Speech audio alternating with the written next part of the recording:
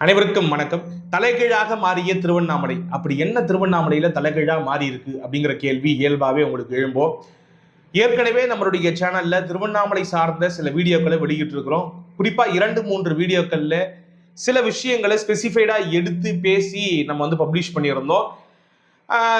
அந்த வீடியோக்குள்ள எதெல்லாம் நம்ம பேசியிருந்தோம்னாக்கா, திருவண்ணாமலை கடந்த தசாப்தத்துல என்னவாக இருந்தது, இப்ப இந்த தசாப்தத்துல 2020க்கு பிறகாக, குறிப்பா கொரோனா காலகட்டத்துக்கு பிறகாக எந்த அளவுக்கு உருமாற்றம் அடைஞ்சிருக்குது, அது எல்லா வகையிலையும் சரி, கட்டமைப்பு ரீதியாகவும் சரி, கோயில்ல ஏற்பட்டிருக்கக்கூடிய மாற்றங்கள், கோயில்ல திடீரென இவ்வளவு பெரிய கூட்டம் வருவதற்கான காரணம் என்ன, வெளிமாநில பக்தர்களுடைய வருகை எப்படி கூடியது, அதற்கு காரணமா இருந்தவர் யாரு, அப்படி கூடியதன் மூலமாக திருவண்ணாமலைக்கு கிடைத்திருக்கக்கூடிய சாதகம் என்ன, பாதகம் என்ன, உள்ளூர் மக்கள் என்ன மாதிரியான அவஸ்தைகள்லாம் ஆளாகிறாங்க, திருவண்ணாமலையினுடைய உள்ளூர் பொருளாதாரம் எந்த அளவுக்கு உயர்ந்திருக்கு, அப்படியே உயர்ந்திருந்தாலும் இப்படியான சாதகங்கள் இருந்தாலும் அங்க நடக்கக்கூடிய சின்ன சின்ன மாற்றங்கள் வந்துட்டு உள்ளூர் மக்களை அச்சம் கொள்ள செய்து உள்ளூர் மக்களினுடைய வாழ்வியல்ல பாதிப்பை ஏற்படுத்துது.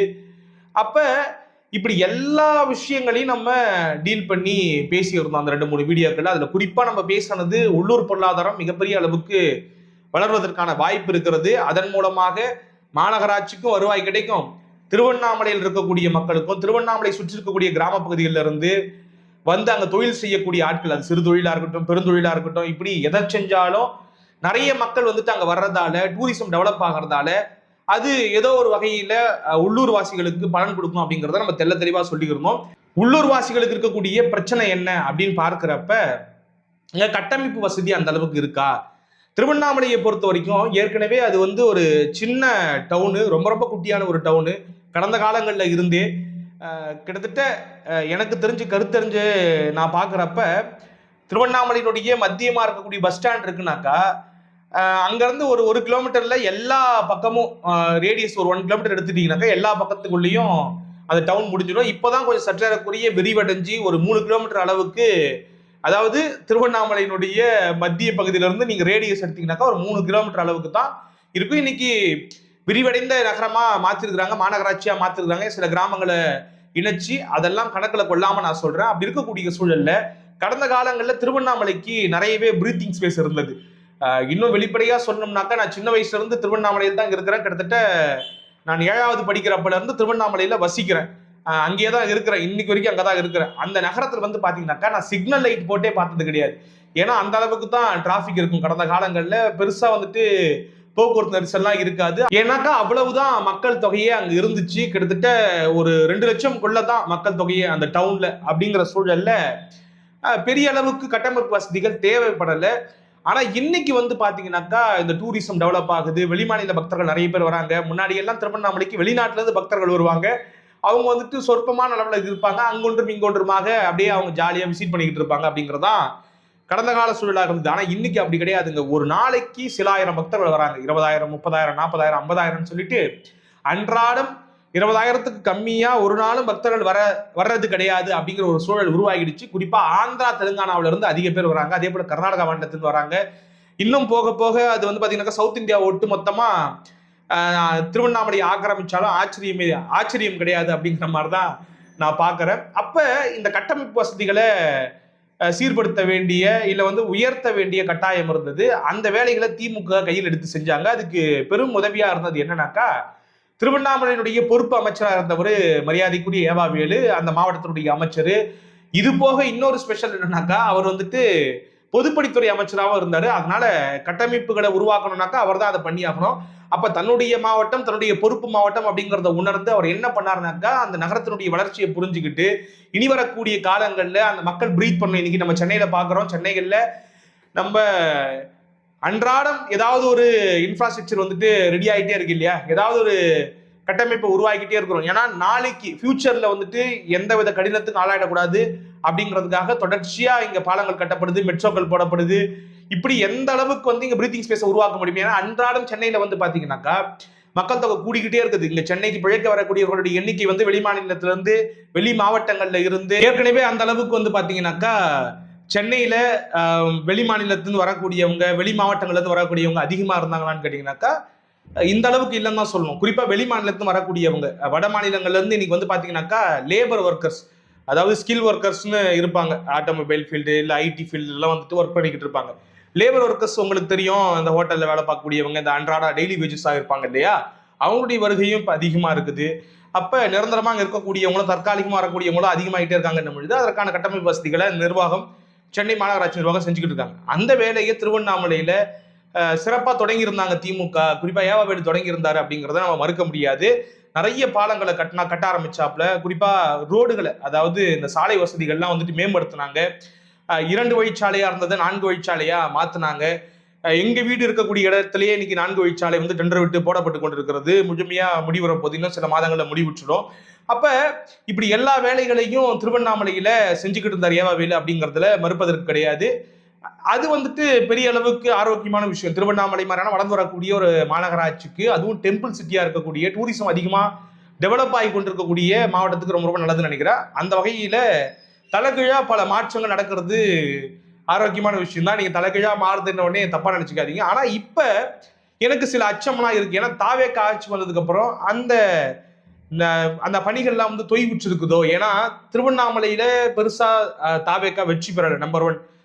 திருவண்ணாமலை மாவட்டத்தில் இருக்கக்கூடிய அல்லது வென்ற ஒரு ஆளை வந்துட்டு பொறுப்பு அமைச்சரா போடவும் முடியாது. ஏன்னா ஒரே ஒரு தொகுதியில, போலூர் தொகுதியில தான் ஒருத்தர் வென்று இருந்தாரு.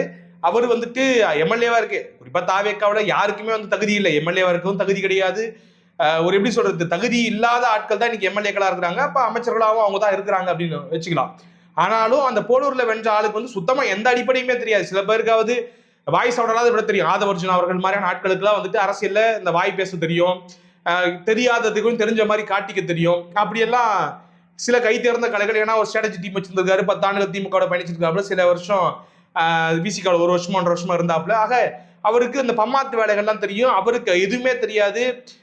ஏதோ ஒரு குவாரியில் யாரையோ ஒரு தொழிலாளி போய் மிரட்டி இப்படிதான் பேசுவேன் எம்எல்ஏ கிட்ட, அப்படிலாம் மிரட்டுறதுலாம் அந்த வீடியோலாம் வந்துச்சு.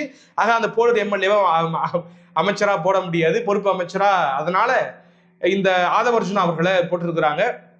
இப்ப ஆதவர்ஜுனா வந்ததுக்கு அப்புறம் எந்த அளவுக்கு திருவண்ணாமலை மீது கவனம் செலுத்துறாரு அப்படிங்கிற கேள்வி இருக்குல்ல. ஒருவேளை இந்த 5 ஆண்டுகள்ல திருவண்ணாமலை வந்து தேக்கம் அடைஞ்சதுனாக்கா அது மிகப்பெரிய சிக்கலை ஏற்படுத்தும். உள்ளூர்வாசிகளுக்கு மிகப்பெரிய சிக்கல். வரக்கூடிய அந்த டிவோஷனல் டூரிஸ்ட் இருக்காங்க தெரியுமா, அந்த ஆன்மீக சுற்றுலாவாசிகள் இருக்காங்க தெரியுமா, அவங்களுக்குமே வந்துட்டு பெரும் நெருடலை ஏற்படுத்தும் அப்படிங்கிறதுல எனக்கு எல்லளவும் மாற்று கருத்து கிடையாது. ஆக இன்னைக்கு இந்த மாதிரியான சூழல் இருக்குது அப்படிங்கிறத நான் பாக்குறேன். ஆக இப்போ வந்திருக்கக்கூடிய இந்த தாவேக்க அரசு வந்துட்டு உடனடியா எல்லா வசதிகளையும் மேம்படுத்த வேண்டிய கட்டாயம் இருக்கு. குறிப்பா இந்த பாலம் கட்டுறது, சுத்தி அவுட்டர் ரிங் ரோடு இருக்கு. இந்த அவுட்டர் ரிங் ரோட்ல சில முக்கியமான சாலைகள்ல பாலம் கட்ட வேண்டிய தேவை இருக்குது. அதுக்கு ஏற்கனவே டெண்டர் விடப்பட்டிருப்பதா சொல்லப்படுது. அந்த நம்பிக்கையில தான் நானும் இருக்கிறேன். திமுக ஆட்சியிலேயே அந்த பணி தொடங்கி விட்டதாகவும் இனி நடக்குங்கிற மாதிரிலாம் சொல்றாங்க. இந்த ரயில்வே மேம்பாலங்கள்லாம் கட்டாயம் இனி திருவண்ணாமலைக்கு தேவைங்கிறது என்னுடைய பார்வை. அதே போல உள்ளூர் வாசிகளுக்கு இருக்கக்கூடிய சிக்கல்கள் என்னென்ன, இந்த டூரிஸ்ட்லாம் வந்துட்டு போறதால ஏற்படக்கூடிய அந்த அசுத்தங்கள் இருக்குல்ல, அன்ஹைஜினிக் கண்டிஷன்ஸ் இருக்குல்ல, அதையெல்லாம் வந்துட்டு எப்படி வந்து மாநகராட்சி நிர்வாகம் கையாள போகுது. இப்ப லோக்கல் பாடி எலெக்ஷன் வரப்பொழுது அப்ப தாவேக்காவை தேர்ந்தெடுக்காம தேர்ந்த அரசியல் கட்சிகளாக இருக்கக்கூடிய திமுக, அதிமுக வந்து யாராவது ஒரு மேயர் வந்தாருனாக்கா ரொம்ப ஆரோக்கியமா இருக்கும் அப்படிங்கிறது என்னுடைய பார்வை. ஒருவேளை தாவேக்கா வந்துட்டாலும் கூட அவங்க இதை எல்லாத்துலயும் கவனம் செலுத்தணும். அதாவது உள்ளூர் வாசிகளினுடைய சுகாதாரத்துக்கு உத்தரவாதம் கொடுக்கணும். அதே போல அவங்களுடைய போக்குவரத்துக்கு இடைஞ்சல் இல்லாத வகையில வசதி ஏற்படுத்தி கொடுக்கணும். ஏன்னா மலசுத்திர வழி முழுக்க இவர்கள் அன்றாடம் சுத்தி கொண்டே இருக்கிறார்கள். கடந்த காலங்கள் மாதிரி கிடையாது. தினசரி வந்துட்டு ஒரு 20,000 30,000 பேர் சுத்துகிற பொழுது 2 சாலைகளுடைய 2 பக்கமும் வந்துட்டு ஆட்கள் சுத்துறாங்க. அது போக்குவரத்துக்கு இடைஞ்சலா இருக்கக்கூடாது. அவங்களுடைய பாதுகாப்பு ரொம்ப ரொம்ப முக்கியம். ஆக அங்க தடுப்புகள் அமைக்கப்பட்டு அவர்களுக்கென்று பாதைகள் வந்து கரெக்டா உருவாக்கப்படுதா, அவங்க வந்துட்டு அந்த நடைபாதையில் நடக்கிறாங்களா, நடைபாதையில் இருக்கக்கூடிய அந்த கடைகள்லாம் வந்துட்டு சரிவர இயங்குதா. ஏன்னா நடைபாதைகளை ஒட்டுமொத்தமா அடைச்சுக்கிட்டா அவங்க எல்லாரும் ரோட்ல இறங்கி நடக்கக்கூடிய அந்த சூழலும் இருக்குது. அப்ப இது எல்லாத்துக்கும் தீர்வு காண வேண்டிய ஒரு தேவை வந்துட்டு இன்றைய சூழல்ல ஏற்பட்டிருக்கிறது. ஆக அதை வந்து இந்த தாவேக்க அரசு நிறைவேற்றுமா இல்லையாங்கிறது தான் பெரிய எதிர்பார்ப்பா இருக்குது. இந்த கோரிக்கைகள்லாம் வைக்கணும் அப்படின்னு ஆசைப்பட்டேன். அதே போல ட்ரைனேஜ் ஃபெசிலிட்டிஸ் எல்லாத்தையுமே வந்துட்டு கட்டாயம் ஒரு நகரத்துக்கு என்னென்ன அடிப்படை வசதிகள்லாம் இருக்குதோ அது ஏற்கனவே வந்துட்டு ஒரு 100 பேருக்கு தேவையானதா இருந்தது, இன்னைக்கு 1000 பேருக்கானதா, ஒரு 800 பேருக்கானதா மாறி இருக்குன்னு பொழுது அந்த அளவுக்கு எல்லாத்தையும் ரீகன்ஸ்ட்ரக்ட் பண்ண வேண்டிய மறு உருவாக்கம் செய்ய வேண்டிய தேவை இருப்பதால அதற்கு தனி கவனம் செலுத்தணும். ஆதவ அர்ஜுனா நான் சென்னையில் தான் மினிஸ்டர், நான் சென்னையில் தான் இருக்கிறேன் அப்படிங்கிறதுக்காக சென்னையிலே இருந்துட்டாருன்னா வச்சுக்கோங்க, அப்புறம் திருவண்ணாமலை பெரிய சிக்கல்ல போய் மாட்டிக்கும். இதுவே திமுக அதிமுக இருந்தப்போ வந்துட்டு பரவலா அவங்க ஜெயிச்சிருந்தாங்க எல்லா மாவட்டங்கள்லயும். அந்தந்த மாவட்டத்திலேயே பொறுப்பு அமைச்சர்கள் இருப்பாங்க. அதனால பிரச்சனை இல்லாம இருந்தது. இப்ப மிகப்பெரிய தலைவலியா மாறி இருக்கு. விழுப்புரத்துக்கும் பொறுப்பு அமைச்சர் வந்துட்டு ஆனந்த், டிநகர் தொகுதி. இவர் அதே போல வில்லிவாக்கம் தொகுதி, இவர் திருவண்ணாமலைக்கு. இப்படி வட மாவட்டங்கள்ல பல்வேறு மாவட்டங்களுக்கு சென்னையில இருந்து பொறுப்பு அமைச்சர்களை போட்டிருக்காங்க. அது பெரிய தலைவலியா மாறி இருக்கு. உங்களுடைய பார்வை என்ன? இவர்கள் வந்துட்டு திருவண்ணாமலை நகரத்தை உள்ளபடியே மேம்படுத்துவாங்களா, இல்ல மிகப்பெரிய ஏமாற்றம் தான் உள்ளூர்வாசிகளுக்கு மிஞ்சுமா? டூரிஸ்டுகள் எந்த மாதிரியான சிக்கல்களுக்கு ஆளாவாங்க அப்படிங்கறத கமெண்ட் பாக்ஸ் சொல்லிட்டு போங்க. மீண்டும் ஒரு நல்ல காணொலியில் உங்களை சந்திக்கும் வரை உங்களிடம் விடைபெறுவது உங்கள் அன்பு தமிழரசன்.